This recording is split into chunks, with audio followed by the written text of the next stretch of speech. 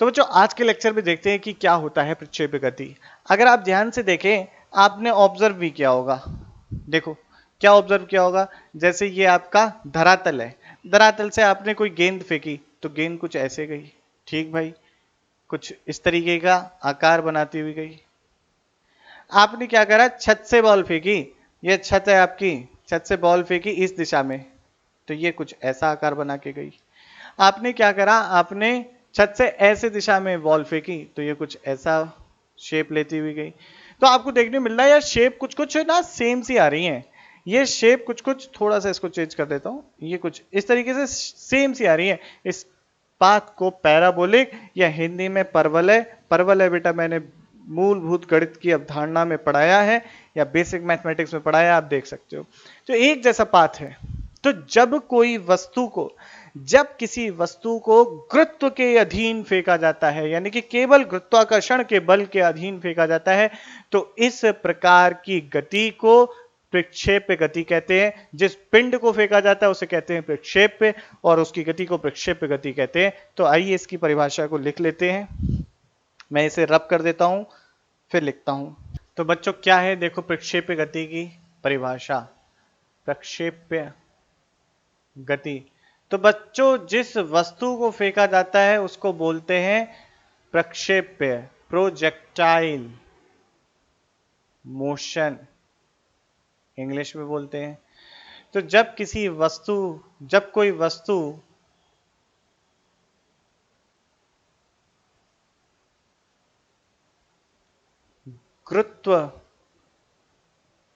गुरुत्व के प्रभाव में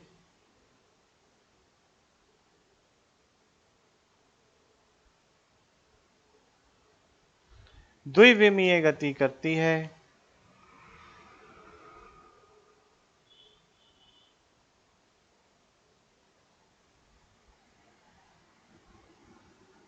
तो इस प्रकार की गति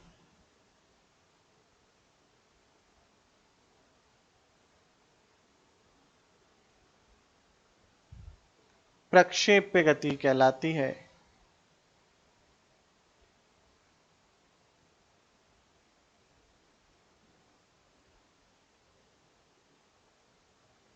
ठीक है भाई, ये होती है प्रक्षेप्य गति। चलो आगे की बात समझो क्या है। तो प्रक्षेप्य गति हमारी क्या है, कुछ इसमें हमने अजम्पशन लिए हैं। क्या अजम्पशन लिए हैं वो देखते हैं। तो देखो प्रक्षेप्य की गति की धारणा क्या है। प्रक्षेप्य गति की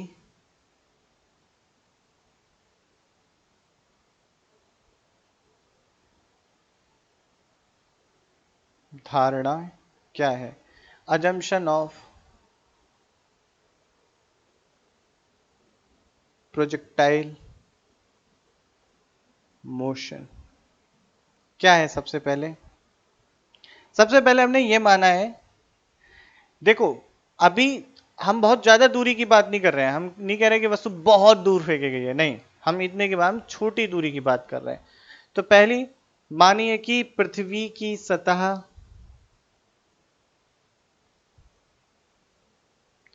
समतल है, ये माना है हमने। वैसे पृथ्वी की सतह कैसी है, ऐसे है, लेकिन हम ये नहीं कह रहे कि हम छोटी बहुत दूरी की कह रहे हैं तो हम उसे समतल मान सकते हैं, ये माना है पहला बिंदु। वायु से वायु के कारण होने वाला घर्षण नगण्य है।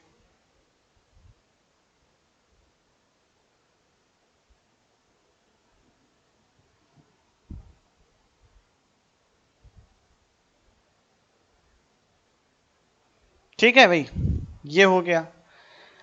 गुरुत्व, गुरुत्वीय त्वरण जी का मान नियत है, मान नियत है। वैसे पृथ्वी की सतह से ऊपर या नीचे जाने पर बच्चों गुरुत्व का मान परिवर्तित होता है, पर हमने ये माना है कि गुरुत्व का मान नियत है। पृथ्वी का की घूर्णन गति नगण्य है, ये भी माना है हमने, घूर्णन गति नगण्य है, या इसके का प्रभाव ज्यादा अच्छा होगा, प्रभाव नगण्य है, ये लिख लो। ये हमने अजम्पशन लिया है बेटा, ये सारी चीजें। ठीक, तो इसको हम लिख लेते हैं। ये 4 अजम्पशन है जिसको लेकर हम प्रक्षेप की गति को हल करेंगे, तो जल्दी से इसे नोट कर लीजिए। आइए बच्चों देखते हैं कि धरातल पर प्रक्षेप गति कैसे होगी। यानी कि कोई वस्तु धरातल से फेंकी गई और वापस समान स्थिर मतलब स्तर पे आके गिरती है, तो धरातल से धरातल प्रक्षेप गति कैसे होगी। धरातल से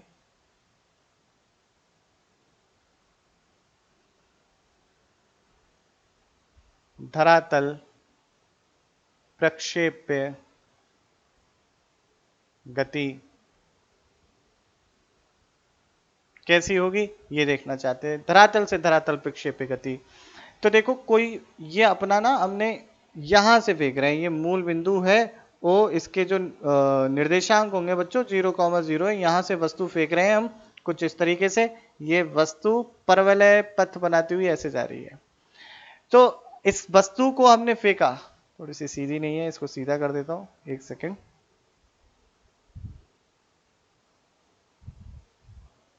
इस तरीके से है ये। अब देखो वस्तु को हमने बच्चों फेंका, जब वस्तु को फेंका तो इसका कुछ प्रारंभिक वेग सदिश होगा, ये है मान लो, वो हमारा प्रारंभिक वेग सदिश ये है। थोड़ा सा इसके भी लेंथ कम कर दी, ये रहा बच्चों प्रारंभिक वेग सदिश, ये है, ये u है, तथा ये जो प्रक्षेप पे कोण है ये थीटा है। सारी बातें करूंगा, चिंता मत करो। अब ये बच्चों वस्तु जब गई तो इसने कुछ अपनी महत्तम ऊंचाई भी प्राप्त करी होगी, ये महत्तम ऊंचाई h है। ये धरातल से जाके धरातल पर गिरी तो इसने कुछ क्षैतिज दूरी भी तय करी, जिसे हम हिंदी में परास कहते हैं। तो क्षैतिज दूरी, ये क्षैतिज दूरी परास है, क्षैतिज परास कहलाता है, हॉरिजॉन्टल रेंज कहलाती है क्षैतिज परास। ठीक है बच्चों, ये हो गई भाई क्षैतिज दूरी। अब ये कितनी देर तक हवा में रही, वो हो गया उड्डयन काल। ये आपका वाई अक्ष है, ये आपका एक्स अक्ष है। तो सारी चीजें एक एक करके देखनी है कि मुझे देखना है कि ये प्रोजेक्टाइल जो है कितनी मैक्सिमम हाइट अटेन करता है, यानी कि महत्तम ऊंचाई प्राप्त करता है, कितने समय में करता है, कितने समय में ये हवा में रहता है, और कितनी दूर क्षैतिज दूरी चलता है, ये क्षैतिज दूरी कितनी चलता है, या इसका कुल विस्थापन कितना होता है। ये सारी चीजें हमें देखनी है इसके अंदर। तो एक एक करके सारी चीजें देखेंगे। तो बच्चों पहले देखो u वेक्टर को। u वेक्टर क्या है, वस्तु का प्रारंभिक वेग या प्रक्षेप का प्रारंभिक वेग।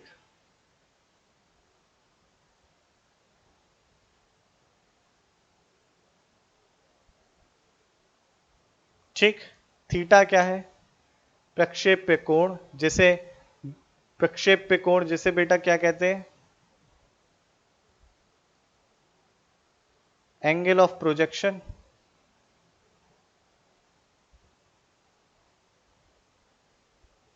ठीक है, ये थीटा हो गया। क्षैतिज से कितना कोण बना रहा है प्रक्षेप कोण कहलाया। आगे की बात करते हैं बच्चों, h क्या है, महत्तम ऊंचाई, यानी कि मैक्सिमम हाइट।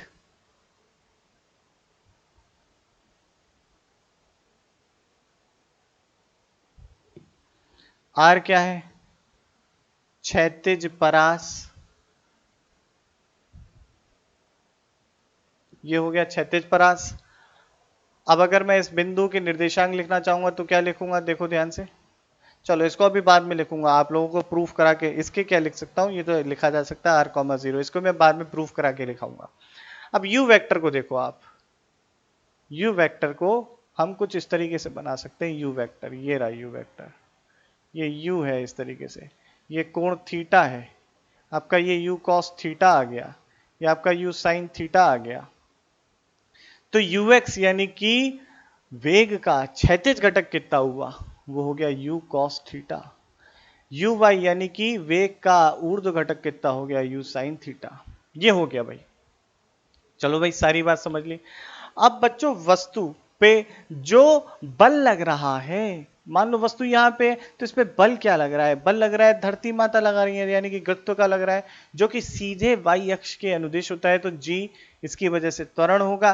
क्या इस जी का कोई क्षैतिज घटक रह सकता है? जवाब है नहीं, क्योंकि 90 डिग्री का कोण बना रहा है। तो अगर मैं बच्चों त्वरण सदिश की बात करूं, तो त्वरण सदिश तो मेरा हमेशा नीचे वाई एक्सिस की तरफ है। तो यहां पर इसको लिख सकता हूं 0 i कैप माइनस का जी जे कैप, ये हो गया त्वरण सदिश। या को और अच्छे से लिख सकते हैं बेटा, A X is equal to 0, A Y is equal to minus का जी, ये लिख सकते हैं। चलो भाई, ये बात हो गई इसकी। और शुरुआत में जो इसकी स्थिति है वो 0,0 है। अब मैं सबसे पहले निकालता हूं कि महत्तम ऊंचाई प्राप्त करने में कितना समय लगेगा। यानी कि देखो, जब बच्चों वस्तु आपकी महत्तम ऊंचाई पर होगी, तो उस स्थिति में इसका ऊर्ध्व दिशा में वेग 0 हो जाएगा। वस्तु जब आपकी महत्तम ऊंचाई पर होगी,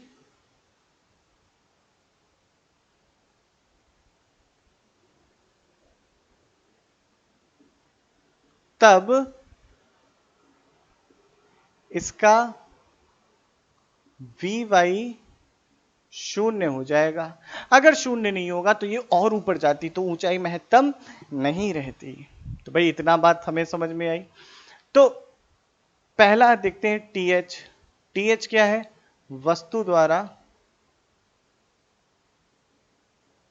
महत्तम ऊंचाई प्राप्त करने में लिया गया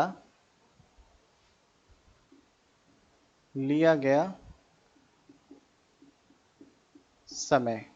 बेटा ये हो गया आपका टीएच। टीएच देखना है, तो इतने समय में वेग का ऊर्ध्व घटक हो जाता है 0। टीएच समय में वेग का ऊर्ध्व घटक हो जाता है 0, तो केवल ऊर्ध्व घटक की बात करूंगा, तो at T is equal to T H, V Y is equal to 0। तो यहां से लिख सकता हूं, वैसे वी वाई बराबर क्या होता है? वी वाई बराबर होता है U Y plus A Y T, और वी वाई हो गया 0, यू वाई अपना है U sine theta, A Y minus का जी, देखो ये रहा ए वाई माइनस का जी, और टी हो चुका है टी एच। तो टी एच बराबर आपका आ गया यू साइन थीटा बाई जी। महत्वपूर्ण बिंदु डब्बे में बंद कर लिया। इसे नोट कर लो बच्चों फटाफट। स्क्रीन पॉज करो, सब कुछ नोट करो। स्क्रीन पॉज, सब कुछ नोट। अब देखो बच्चों, महत्तम ऊंचाई निकालेंगे। क्या होती है महत्तम ऊंचाई? प्रक्षेप्य गति में प्राप्त की गई धरातल से महत्तम ऊंचाई होती है। बिल्कुल सिंपल सी बात है यार। ठीक है, महत्तम ऊंचाई क्या होगा? महत्तम ऊंचाई पर जब वस्तु पहुंचती है तो इसका वी वाई 0 हो जाता है। तो इसी का इस समय इसका ऊर्ध्व दिशा में विस्थापन कितना हुआ? ऊर्ध्व दिशा में विस्थापन हुआ h। याद रखना, ऊर्ध्व दिशा में जो इसका विस्थापन हुआ h, तो हम लिख सकते हैं S Y is equal to, धनात्मक है क्योंकि ये ऊपर गया है, तो S Y is equal to H. V Y क्या हो गया है? 0। तो तृतीय समीकरण you Y square plus 2ay और एस वाई का इस्तेमाल करते हुए लिखूंगा, वी वाई 0 हो गया, यू वाई है आपका यू साइन थीटा, ये रहा यू, और यहां से लिखूंगा you square sine square theta minus का 2g, और y हो चुका है h, तो h बराबर आ गया you square sine square theta by 2g। इतना समय लिया, मतलब माफ कीजिएगा, इतनी महत्तम ऊंचाई होगी। यू साइन थीटा को इस तरीके से भी लिख सकते हैं बच्चों, ये हो गया आपका you Y square by 2g, ये हो गया आपकी महत्तम ऊंचाई। इसको नोट कर लीजिए वीडियो पॉज करके। आओ बच्चों देखते हैं उड्डयन काल।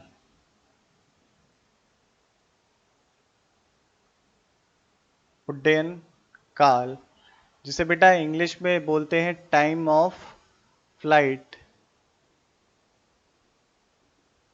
वह समय अंतराल जिसके लिए वस्तु जिसमें वस्तु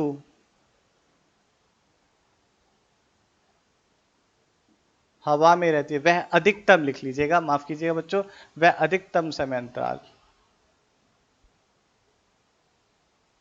वह अधिकतम समय अंतराल जिसमें वस्तु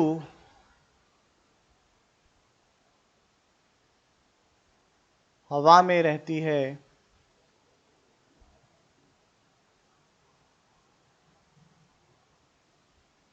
उड्डयन काल कहलाता है, टाइम ऑफ फ्लाइट कहलाता है। मतलब जितनी देर तक ऑब्जेक्ट एयर में रहा, देखो यहां से फेंका यहां तक एयर में रहा, यहां से फेंका ओ से यहां पी पर गिरा, एयर में रहा इतनी देर तक। तो ये जो टाइम है टोटल, ये टाइम आपका कहलाता है उड्डयन काल। अगर देखो तो जितना मैक्सिमम हाइट ही ऊपर गया उतना ही नीचे आ गया। ऐसी परिस्थिति में ये बात समझ में आती है कि इसका कुल ऊर्ध्व विस्थापन उड्डयन काल में शून्य हुआ। तो वस्तु का उड्डयन काल में, time of flight that is capital T, उड्डयन काल में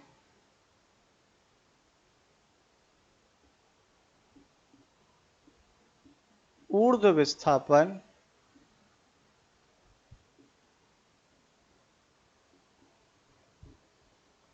शून्य है, शून्य होता है। अभी भी अगर शक है तो कमेंट में लिख देना, मैं समझा दूंगा फिर से। देखो यार, जितना ये ऊपर गई उतना ही नीचे आ गई, टाइम ऑफ फ्लाइट में जितना ऊपर गई उतना ही नीचे आ गई, तो कुल विस्थापन वाई अक्ष पर शून्य।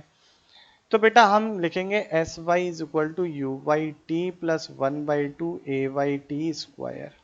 तो जब समय आपका t बराबर t हो जाता है, टाइम ऑफ फ्लाइट हो जाता है, उस समय आपका ऊर्ध्व विस्थापन शून्य हो जाता है। इसी चीज को लिखते हुए लिखेंगे u sine theta capital T minus 1/2 G T square. और देखो यहां से t आपका आ जाता है 2u sine theta by g. तो 2u sine theta, u sine theta by g क्या था? टाइम, वह समय जिसमें वस्तु अधिकतम ऊंचाई पर गई है या अधिकतम ऊंचाई प्राप्त करी। तो यहां से लिख सकते हैं t is equal to 2th। एक महत्वपूर्ण बिंदु है, इसे नोट कर लीजिए फटाफट फटाफट से। आओ बच्चों देखते हैं क्या होता है क्षैतिज परास। इसे बेटा इंग्लिश में बोलते हैं हॉरिजॉन्टल रेंज। क्या होता है क्षैतिज परास? ध्यान से देखो, वस्तु द्वारा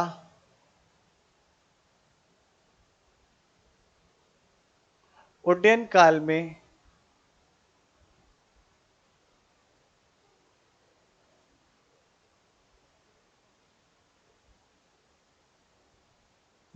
तय किया गया क्षैतिज विस्थापन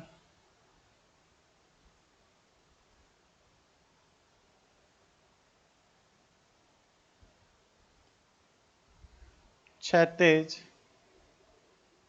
परास कहलाता है। अब देखो, यानी कि जब समय t इक्वल टू टी हो चुका है तो कितना विस्थापन हुआ जो वस्तु का क्षैतिज में, वो क्षैतिज परास कहलाएगा। भाई रख लो, क्या था पढ़ा हमने, S X is equal to U X T plus 1/2 A X T square.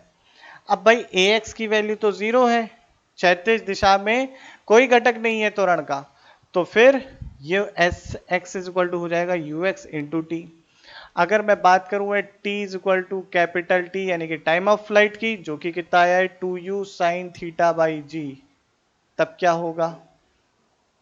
तब उस समय वस्तु का जो विस्थापन हुआ वो r हो चुका है, और r बराबर हो जाएगा आपका ux। कितना है बेटा? ux से u cos theta into T, जो कि हो जाएगा u cos theta into 2u sine theta बटे जी, जो कि हो गया 2u square sine theta into cos theta बटे जी। आर बराबर, जिसे लिख सकते हैं, देखो ध्यान से, ये 2 को साइन थीटा कॉस थीटा के साथ ले लूं तो ये बन जाएगा साइन 2 थीटा बाई जी। किस कोण के लिए क्षैतिज परास अधिकतम होगा?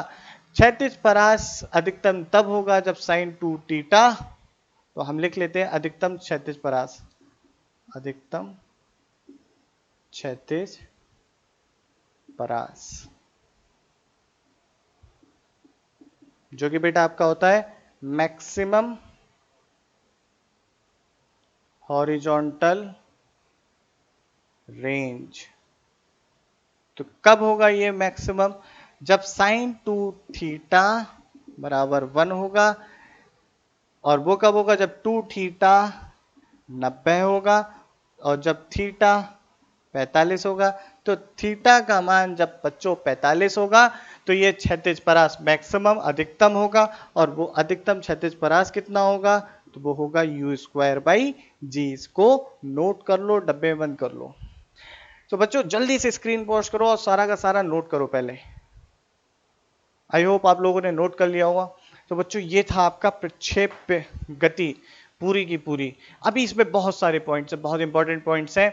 अब नेक्स्ट वीडियो में हम सिद्ध करेंगे कि प्रक्षेप का पथ परवलयाकार होता है। तो अभी इतना ही रखते हैं। आप लोगों को वीडियो पसंद आई तो जरूर लाइक करना यार, बहुत मेहनत लगती है ना आप लोगों के लिए, सब आपके लिए मेहनत से बनाई हुई वीडियो है, जरूर लाइक करें। और कॉम्पिटिटिव एग्जाम में क्या क्या किस तरीके से सवाल करते हैं ये जानेंगे। इससे पहले अगर चैनल पर नए हो तो सब्सक्राइब कर लो। अब मैं दोस्तों चलता हूँ, मेहनत से पढ़िए, अपने माँ बाप का नाम रोशन करिए। जय हिंद।